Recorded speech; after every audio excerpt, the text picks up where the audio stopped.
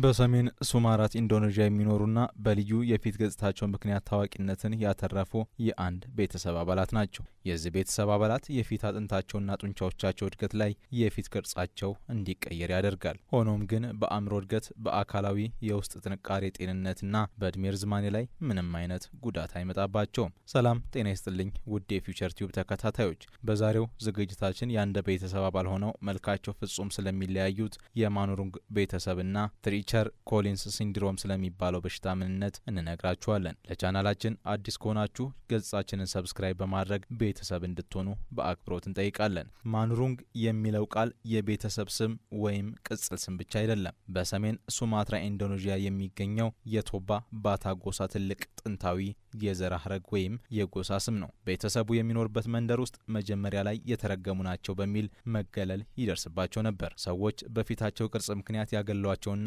ያጥላሏቸው ነበር። የማኑሩንግ ቤተሰብ አባላት በሰሜን ሱማትራ ይገኛሉ። በዚህ ቤተሰብ ውስጥ ካሉት 6 እህትማማቾችና ወንድማማቾች መካከል 4ቱ የዚህ ዘረመል ችግር ያለባቸው ሲሆን 2ቱ ግን ምንም አይነት ምልክት የለባቸውም። ይህንን የፊት ገጽታ የወረሱት የፊቱ ቅርጽ ከተቀየረው ከአባታቸው ነው። እናታቸው ግን ይህ ችግር አልነበረባትም። አሁን ግን በሕይወት የለችም። ይህ ቤተሰብ በፊታቸው ቅርጽ ምክንያት ለዓመታት የተረገሙ ተብለው ሲጠሩ በማህበረሰቡ ሲገለሉና ሲፈረድባቸው ኖረዋል። የባርበርሳይ ስንክልና የፊት ቅርጽን የሚቀይር በጣም ያልተለመደ የጄኔቲክ ችግር ነው። ትሪቸር ኮለንስ ሲንድሮም በአይን፣ በጉንጭ፣ በጭንቅላትና በመንጋጋ አጥንቶች እንዲሁም በጆሮ እድገት ላይ ተጽዕኖ የሚያሳድር በጣም አልፎ አልፎ የሚከሰት የዘረመል ጄኔቲክ ችግር መሆኑን የዘርፉ ባለሙያዎች ያስረዳሉ። ጄኔቲክ ሚዩቴሽን በሰውነታችን ውስጥ የፊት አጥንትና ህብረ ህዋሳት እድገት የሚቆጣጠሩ TCOF1 ፖላር 1H የተባሉ ጂኖች ላይ በሚፈጠር መዛባት የሚመጣ ህመም ነው። የበሽታው ምልክቶች ከአንድ ሰው በሌላ ሰው ላይ ይለያያሉ። በአንዳንዶቹ ላይ በጣም ቀላል፣ በሌሎች ላይ ደግሞ ከፍተኛ ሊሆን ይችላል። የጉንጭ አጥንቶች በጣም አነስተኛ ወይም ጭራሹን ጉንጭ አለመኖር፣ የመንጋጋና አገጭ ማነስ፣ የታችኛው መንጋጋና አገጭ በጣም ትንንሽ መሆን፣ የአይን ውጫዊ ማዕዘን ወደ ታች ማዘንበልና የታችኛው የአይን ሽፋሽፍት ከፊል ስንጥቅ መኖር፣ የውጫዊ ጆሮ ቅርጽ መበላሸት በጣም ማነስ ወይም ሙሉ በሙሉ አለመኖር። ይህም አብዛኛውን ጊዜ የመስማት ችግርን ያስከትላል። የላንቃ መሰንጠቅ፣ የላንቃ የአፍ ጣሪያ ክፍት ሆኖ መገኘት ዋና ዋና የበሽታው ምልክቶች እንደሆኑ በዘርፉ የተደረጉ ጥናቶች ይጠቁማሉ። በዓለማችን ላይ ከ500 ሚሊዮን ወይም ከ4 ቢሊዮን ሰዎች ውስጥ አንድ ሰው ብቻ በዚህ ስንክልና ህመም ሊወለድ ይችላል። ዶክተሮች ስለ በሽታው የሚያውቁት ነገር በጣም አነስተኛ ሲሆን እስካሁን የተገኘ የተወሰነ ሕክምና የለም።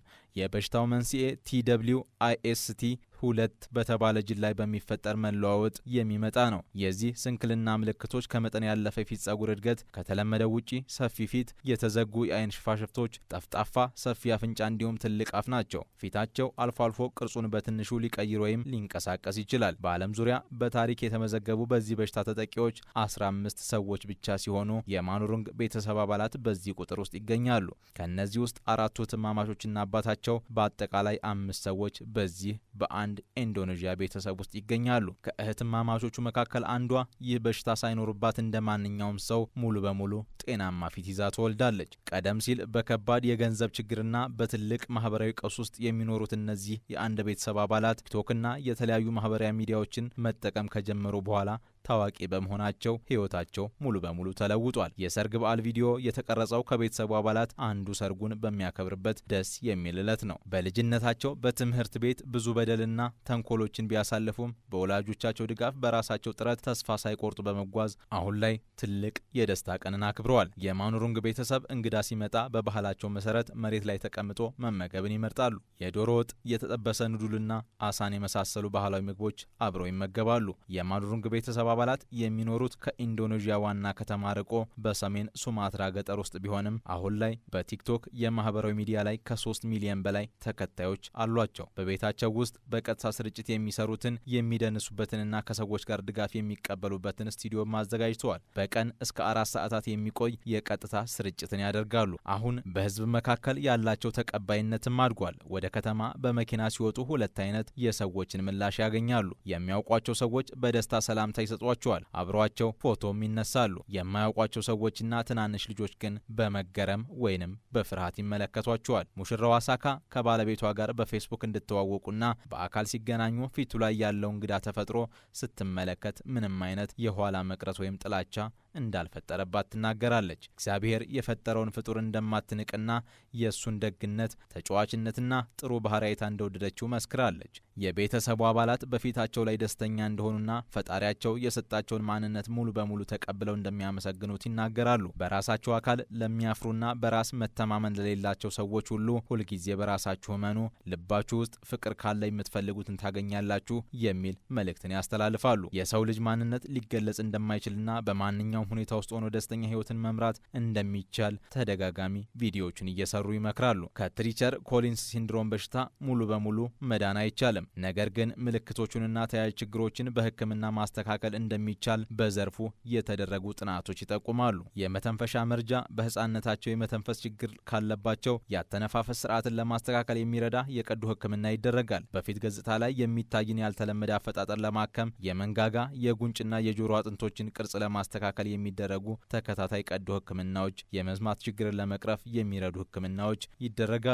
የማኑሩንግ ቤተሰብ የማህበራዊ ሚዲያን በመጠቀም ሰዎችን ስለ ጄኔቲክ በሽታዎች ማስተማርም ችለዋል። በራስ መተማመናቸውና ህይወታቸውን በደስታ የመምራት ጥበባቸው ለብዙዎች አርአያ ሆኗል። አሁን ላይ ከማህበራዊ ሚዲያ በሚያገኙት ገቢ የቤተሰቦቻቸውን የኢኮኖሚ አቅም ሙሉ በሙሉ እየቀየሩ ይገኛሉ።